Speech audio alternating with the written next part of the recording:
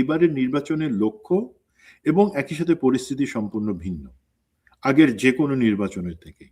কেউ যদি একটা রাজনৈতিক দলের কিছু লোক এসে পুলিশরে 2টা থাপ্পড় দেয় বা আনসারে ধরে কোমরের 6 ইঞ্চি নিচে একটা লাথি মারে, ওরা তো প্রথমেই পালাবে সেখান থেকে। ইনশাল্লাহ নির্বাচন হবে, প্রথম কথা। নির্বাচন না হবার কোনো কিছু নেই, জনগণ চায়, রাজনৈতিক প্রতিদ্বন্দ্বী দলগুলা চায়, বাংলাদেশের সবাই নির্বাচন চায় এবং সেই দিকে আগাইতেছি আমরা। বাংলাদেশের বাইরে বা বিতাড়িত হাসিনার আওয়ামী লীগ তারা হয়তো চায় না তাদেরকে ছাড়া একটা নির্বাচন হোক, বা যে দেশে তারা আশ্রয় নিচ্ছে ভারত, তারাও চায় না যে আওয়ামী লীগকে বাদ দিয়ে তাদের সবসময়ের সাথী নির্বাচন হোক। তো সেই জায়গাটাতে হয়তো সন্দেহ থাকতে পারে। আমরা দেশে বাংলাদেশি, যারা আমরা বাংলাদেশি, আমরা অবশ্যই নির্বাচন চাই। এখন মনে রাখতে হবে এই যে নির্বাচন, সেটা কিন্তু ইতিহাসের সব থেকে গুরুত্বপূর্ণ নির্বাচন বাংলাদেশের জন্য। আমরা 71-এর নির্বাচন ছিল, 91-এর নির্বাচন ছিল, 2008-এর নির্বাচন ছিল, কিন্তু সবকিছু ছাপায় এটা প্রতিবারই নির্বাচন হয়েছে কিন্তু কোন রাজনৈতিক দলটা ক্ষমতায় আসবে সেটা নির্ধারণের জন্য, জনগণ কাকে আনবে। বাট এইবারের নির্বাচনটা আলাদা। এখানে আমরা রাষ্ট্র ব্যবস্থা কিভাবে চাই এবং সেই রাষ্ট্র ব্যবস্থায় কাকে আমরা দেখতে চাই সরকার হিসাবে, সেইটা নির্ধারণের নির্বাচন। একই সাথে সাধারণ নির্বাচন বা যেটাকে আমরা সংসদীয় নির্বাচন বলি এবং গণভোট কখনো বাংলাদেশের ইতিহাসে হয় নাই, এবার প্রথম হচ্ছে। এবং কখন হচ্ছে? জুলাই পরবর্তী যখন আমরা চাচ্ছি গণভোটটা জাতীয় নির্বাচনের সাথে গণভোট হয়নি আর কি। হ্যাঁ, মানে একই সাথে একই দিনে কখনো হয় নাই জাতীয় নির্বাচনের সাথে। তো এই আলোকে আমাদেরকে বুঝতে হবে যে কত ইম্পর্টেন্ট একটা নির্বাচন, যেখানে আমরা সিদ্ধান্ত নিব যে আমরা আগের সেই সিস্টেমে ফেরত যাব নাকি আমরা সিস্টেমটাকে চেঞ্জ করার মতন সাহস রাখি জাতি হিসাবে, এবং সেটা আমাদের হকটা আমরা আদায় করে নেই কিনা। তো সেই হিসাবে এই নির্বাচন এবং আপনার যে শিরোনাম আছে আমি দামি নির্বাচন, একটা জিনিস কি ভালো খবর প্রথমে বলি, এটা আমার থেকে বাংলাদেশে যারা আছেন তারা আরো বেশি জানেন এবং বুঝবেন যে গত যে নির্বাচনগুলো আমরা দেখছি, যেখানে ভোটারবিহীন নির্বাচন হয়েছে অথবা দিনের ভোট রাতে হয়েছে, 154 জনকে এমনিতে নির্বাচনের আগেই আওয়ামী লীগ সাংসদ হিসেবে নির্বাচিত করে নিয়ে আসছে, এই ধরনের নির্বাচনগুলো হবার এইবার সুযোগ নেই। কেন সুযোগ নেই? সরকারে তো আওয়ামী লীগ নাই। আর এই অন্তর্বর্তী সরকারের তো দরকার নেই যে ডিজিএফআই কে নির্বাচন প্রযোজনা এবং পরিচালনার জন্য দায়িত্ব দেওয়া, টাকা দেওয়া, সেটা তো এবার হচ্ছে না। সুতরাং ওই ভয়টা আমাদের নাই যে ডিজিএফআই বা পুলিশকে দিয়ে, প্রশাসনকে দিয়ে, সমস্ত ডিসি ইউনোকে ব্যবহার করে একটা নির্বাচন হবে, সেই ভয়টা যেহেতু নাই, তাহলে ভয়টা তো নিশ্চয়ই কিন্তু আপনি কিভাবে নিশ্চিত হচ্ছেন যে ভয় নাই? কারণ ডিজিএফআই বলেন, এনএসআই বলেন, অন্যান্য এজেন্সি বলেন, সকল জায়গায় এখন হাসিনা লোকজন বসা। এবং আপনি যদি এবার নমিনেশনের দিকে তাকান বিভিন্ন দলের, বিএনপি বলেন, জামাতও বলেন, যে আওয়ামী ঘরানা ঘনিষ্ঠ অনেককে তারা নিয়ে এসেছেন, অনেককে তারা তোয়াজ করছেন, অনেককে তারা খুশি করছেন, এবং ভেতরে তো এই শক্তি তো বিদ্যমান। এই শক্তি কি ইউনূস হাত দিতে পারছে? এই শক্তিতে ডক্টর ইউনূস পারে নাই তো। আপনি কিভাবে ভাবছেন যে ডিজিএফআই এবার ইন্টারফারেন্স করবে না, বা সরকার হয়তো চাইবে না, কিন্তু তারা তো চাইলে করতে পারে, তাই না?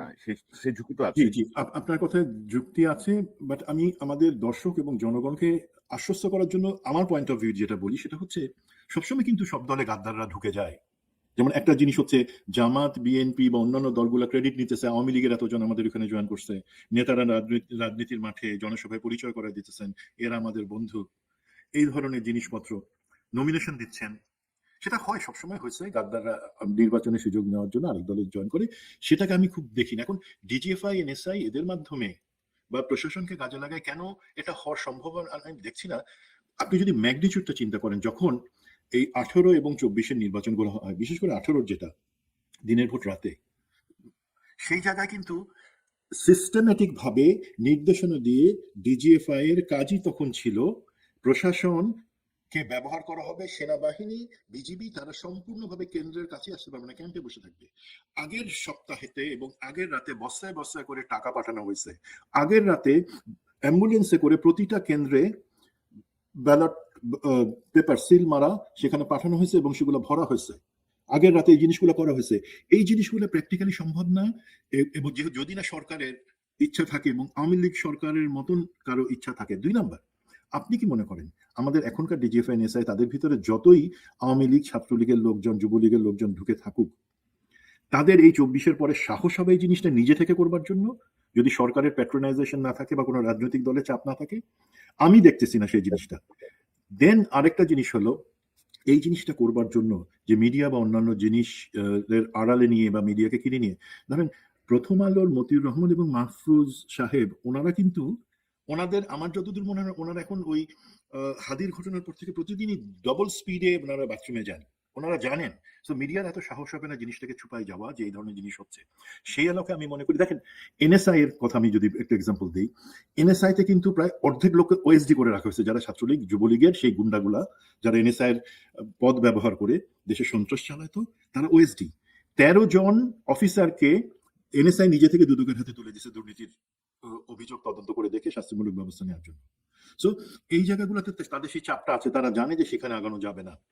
তো হতে পারে তার মধ্যে যদি কোনো রাজনৈতিক দল আমাদের দেশের, তারা কোনো ফেভার পাওয়ার জন্য কোনো আন্ডারহ্যান্ডে আসে, বাট সেটা সম্ভাবনা আমি দেখি কম।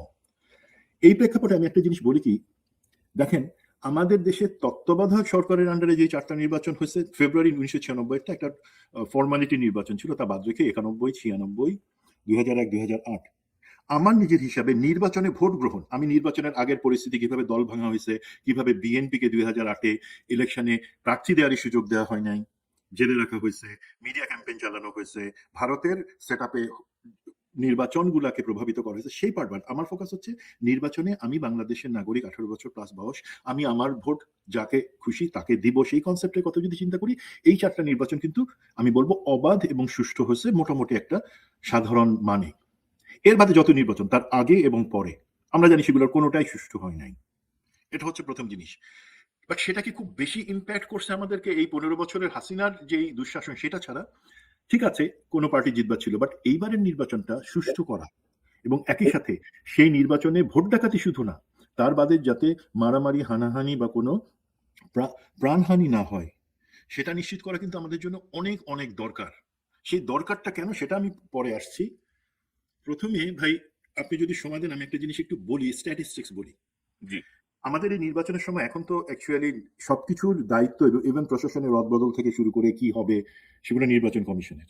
এবং নির্বাচন কমিশনে কিন্তু বেসিক্যালি একজন, মানে ব্রিগেডিয়ার জেনারেল ফজল, উনিই দায়িত্ব পালন করতেছেন, বাকি সবাই তার হাতে তার ঘাড়ে সবকিছু দিয়ে বলছেন ভাই আপনি করেন, আপনি করেন। তার অভিজ্ঞতা আছে, তার ম্যাচুরিটি আছে, সেই কারণে হয়তো সেটা একটা পেইনফুল ব্যাপার, বাট সেইভাবে হচ্ছে।